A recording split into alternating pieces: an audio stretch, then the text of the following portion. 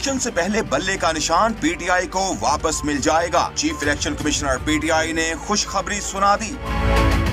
एक निजी चैनल के प्रोग्राम में गुफ्तगू करते हुए chief election commissioner PTI Hasan Rauf ने कहा है कि अकबर एस बाबर पार्टी के मेंबर नहीं, वो पीटीआई को बदनाम करने की कोशिश कर रहे हैं।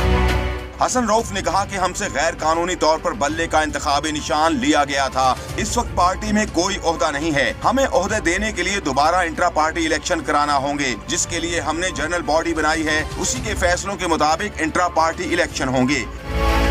Chief election commissioner PTI Hasan Rauf ने मजीद कहा कि पाकिस्तान तहरीक इंसाफ 5 फरवरी को दोबारा इंट्रा पार्टी इलेक्शन कराएगी ताकि दोबारा पार्टी फंक्शनल हो जाए, और इस सूरत में शायद इलेक्शन कमीशन हमें इलेक्शन से पहले हमारा इंतखाबी निशान वापस दे दे।